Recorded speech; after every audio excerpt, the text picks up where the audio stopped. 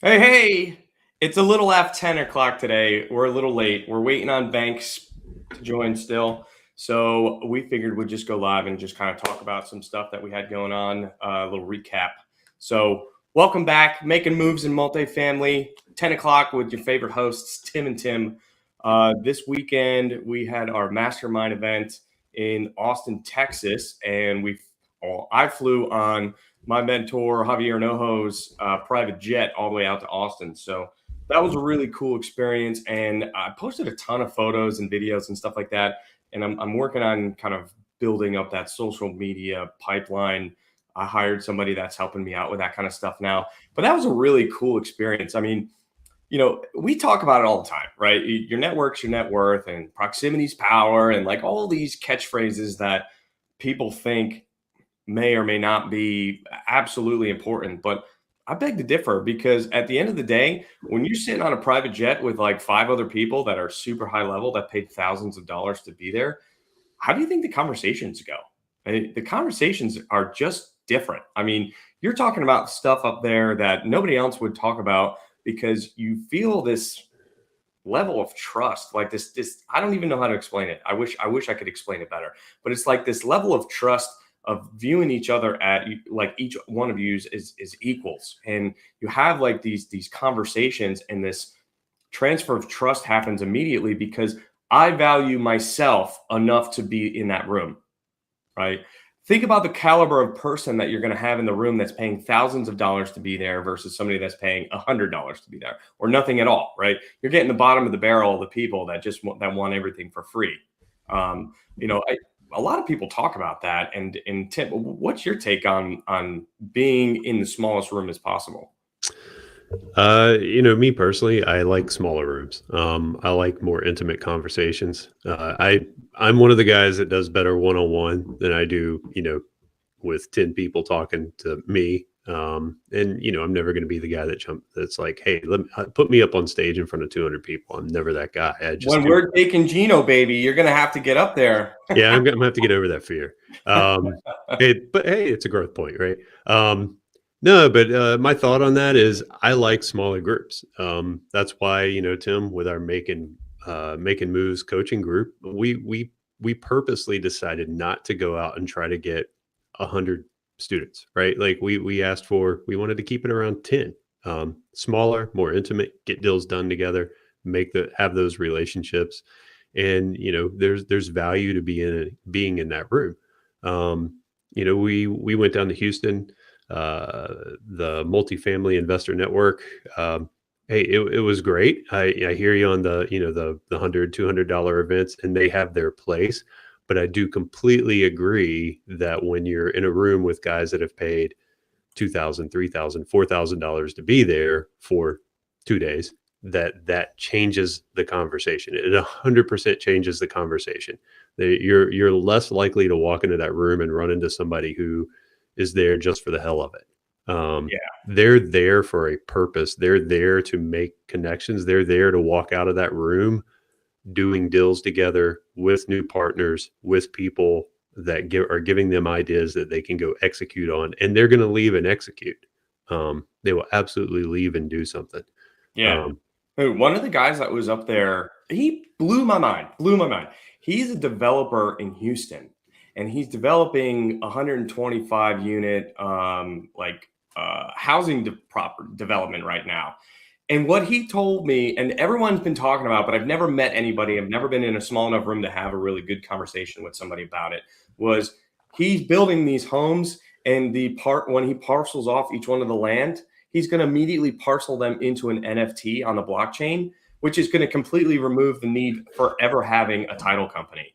And we talked about this for at least a half an hour. And one of the benefits of the whole blockchain NFT real estate transactions is that what's going to happen is you can sell fractional shares, and it's 100% liquid all the time because it can be traded whenever you want.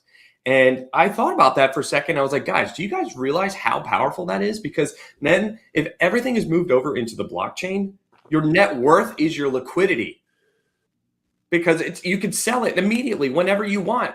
If your net worth is your liquidity, you never have to worry about parking some funds away into like stocks and other things in order to um, in order to be able to qualify for a loan as a key principal, because your liquidity is your net worth. Like that blew my mind. I couldn't Yeah. believe it. I was so excited when we were talking about this stuff. And you're having that conversation after being down in Houston and having, the conversation with a guy who's running the crypto conference in September.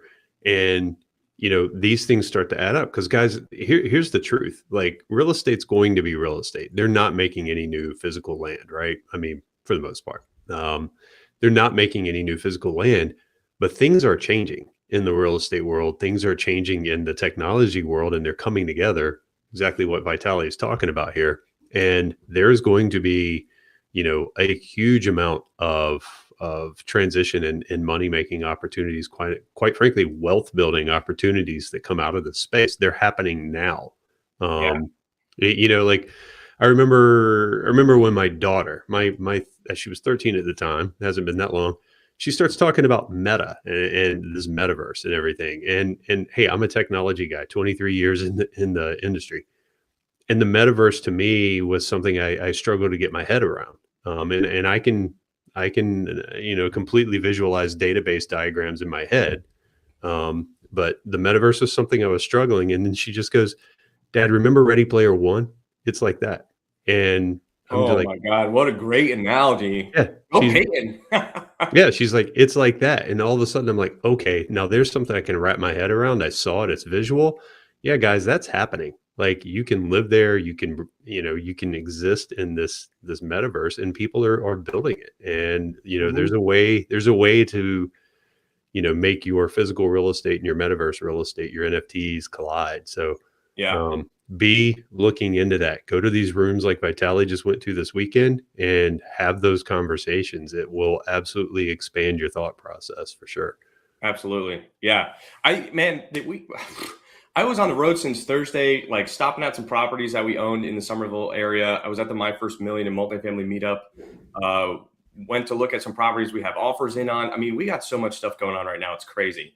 But the connections that I made and the people that I met and the conversations that I've had just this weekend, like I feel like I need to do a whole episode, like maybe tomorrow or something. I'll just come live and talk about everything that happened this weekend because there's just so much. I mean, I know that I went live and I kind of recorded what I was doing and posted it in some of the groups and on my personal page, but there's just so much information that I just couldn't cover all today. Yeah. And we had Banks finally joining in. I'm gonna bring him up here on the screen in a second, but I think Vest wants to comment on Andy's. Yeah. And Andy, I was just going to say, thanks for asking that. You just gave us an idea for an episode. We can do it in a couple of weeks. So check back in next week or the week after, and we'll try to line up like the guy Tim was talking to, and then maybe Greg Mushin.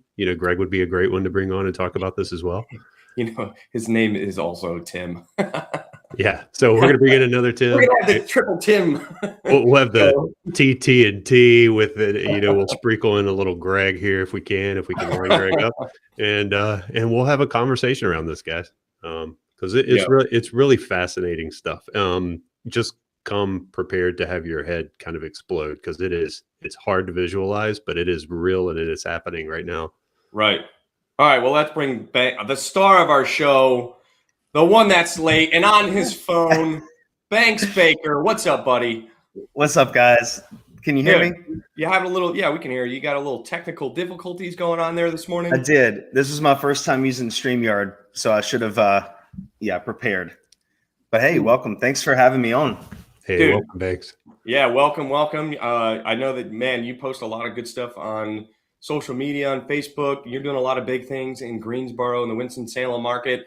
Why don't you just kind of talk to us about what you're doing and where your mind's going and why you chose the things that you invest in, like the unique short-term rentals and in the commercial spaces. Talk to us about what's going on in your world in Greensboro and where your mind's at. Yes, so I originally grew up in Charlotte. So coming to Greensboro, I kind of see Greensboro as the next emerging market similar to Charlotte. So I get really excited about this market. Also because there's not a lot of like the people that own the commercial property here they're 60 and 70 years old and they're phasing out, and there's no one that's stepping up to the plate that's my age that's kind of like taking the place. So there's like in my market for commercial, there's like 5 people that I'm competing against, not hundreds. So that's what I really like about the market of Greensboro and kind of why I'm so bullish on this area. Also, we're having just a ton of new investment from like the Toyota battery plant. You have Boom Supersonic coming here, manufacturing a supersonic jet. We have a Publix, $1 million square foot Publix distribution center. Greensboro is known as the Gate City. So huge logistics hub, shipping, we're within 600 miles of like Washington, Florida, Atlanta. So everything comes through here and then gets shipped out. So, Greensboro is the 3rd largest city in North Carolina, and it's the only one out of the 3 that has not boomed yet. So I'm just super bullish on this market. Yeah, and Banks, maybe, I lived in the Carolinas my whole life as well, so I've seen what's going on with Greensboro. And one thing I think you're touching on with that logistics hub that a lot of people may not realize is the state of North Carolina has really invested in that area. If maybe, and you can talk about it better than I can, but talk about, what they've done with infrastructure there where 40 and 85 meet and that whole piece. I mean, that whole thing has changed tremendously in the last 5 years. Yeah, it has. So they just completed, like in Charlotte, they have a loop called I-277. That's a loop around the whole city. So we just, like this year, we're completing ours. It's taken 30 years to get this loop, but it's a $1 billion loop around the whole city. It's 3 or 4 lanes each direction. That's massive, having that. And then we have a massive airport that has 1,000 acres. They've been preparing for like 10 years to try to attract big manufacturers. One of the funny things they did actually when they prepared one of the sites, actually where Toyota's at now, is the Greensboro, I guess Department of Commerce or whoever hired a plane with a big banner like you'd see at Myrtle Beach, and they flew over the Tesla factory to try to get Elon Musk to come here with his. Yeah, and so it didn't work, obviously. So we got Toyota instead. But just big, the infrastructure, like they're building a greenway downtown, so a $52 million greenway. That's a big. It's like a bike loop, running loop that connects around the city. So these are all things that I saw happen in the 90s in Charlotte growing up. They completed a loop. They got a tram. They got the big loop around 277. Then all the development started coming once the infrastructure was there. And I mean, Greensboro is just, I believe in the next 10 years, it's going to be more exciting than the last 100 years. Yeah. Because I remember, man, growing up, going through there, like, I mentioned that 8540 connector there. And I mean, that used to be just a huge bottleneck in the middle of the state. I mean, just a huge bottleneck. You avoided it, right? But in the last few years, they've 8-lane the whole thing, 40 going through there. You can just get in and out of there. And that airport, it's a major, was it FedEx, right? It's a major, it's a major spot for FedEx. All of a sudden, now we're getting goods in and out of there. I mean, Greensboro is literally the crossroads in the middle of North Carolina, and it's a jumping off point for so many goods going, out west through 40, north on 85. And, it's a great location, absolutely great location. Yeah, and exciting for multifamily too, because I think we haven't built multifamily here since like the 70s or 80s. So we're, and as it's hard to find multifamily deals. So I really believe we're in a development era where we're going to have to just build. Yeah, we don't have it. Based on what I've seen for sale, man, I think you're right.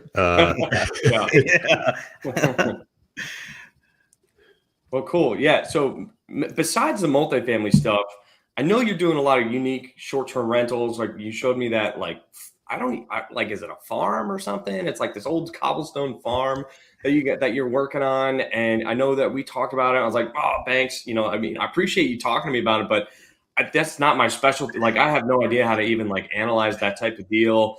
And something else that I want you to talk about that I thought was really unique was the whole banks closing down thing and looking at those commercial spaces and what you can do with them. Uh-oh. Did we lose him? Oh, well, that was short-lived. Well, kind of speaking on, what Banks was talking about, Daniel Reddick is 100% right here. I mean, he's been here in Wilmington for forever. And once they completed I-40 and it dumped into Wilmington, it's insane here now. It's just absolutely crazy. So without a doubt, once that infrastructure goes into Greensboro, you can expect some changes for sure. Yeah, and Banks is right. I can talk a little bit about Greensboro, like not to the level that Banks can, but the whole loop being completed. We were looking at some properties last year, and I was specifically going after some properties up in that. Like if you look at a map, I think it's like the top right corner of Greensboro where that last little piece was, and I'm like, let's go in there. Let's get a discount on these because that loop's not quite completed. Because when it is, man, all of a sudden Greensboro becomes that much more accessible. Downtown becomes easier. Getting into Winston-Salem becomes easier. Whereas, at one point in time, those things are just kind of off in the middle of nowhere. Yeah. And it's a huge point. Like for folks, if there's folks on here who don't know North Carolina that well, Greensboro is like almost middle, right between Charlotte and Raleigh. And it's not a bad commute in either direction, especially now that they've expanded all the interstates and everything. And as Charlotte and Raleigh become less and less affordable, things are pushing into Greensboro, Burlington, High Point, Elon, into Winston-Salem. That whole central area of North Carolina is really just set to boom, and we're starting to see it. I mean, it's not going to happen. It's happening. It's happening now. And the state of North Carolina is investing heavily in that area. So, yeah, for those that don't know, that area, the Greensboro, Winston-Salem, High Point area that Tim's talking about, which is kind of wedged off of I-85 between Raleigh and Charlotte, they call that the Triad area. So if you hear people referring to Triad, North Carolina, that's what they're talking about. Yep. And that I think Charlotte and Raleigh get a lot of the play. They get a lot of the news, especially Raleigh lately with all the, Apple and the life sciences, the $1 billion life sciences company coming in. And don't get me wrong. I mean, those are huge. If you find anything that works in Raleigh, man, get it. Yeah. But don't overlook Greensboro. There's still good cap rates to be had in Greensboro and get in and get some good deals. And here's Banks, and he's going to tell us about this whole bank thing that Vitali just brought up a second ago. Yeah, I don't know anything about it. Because I don't know anything about it. I'm ready to hear what he has to say. Yeah, so it's a cool old mill castle. It was built by an R.J. Reynolds executive back in 1933. It's all out of cobblestone. They made some expansions on it. But it has a mill that used to produce, it would make flour, and now they've converted it to produce power. So the house is powered by a water mill that runs off the dam. It's built on a dam, and it comes with another acre of land that we're going to put some He must be out at the farm right now. His internet's powered by hydro internet. Yeah, I think his AOL hours are running out. Yeah, he's probably gonna chop out here in a second. All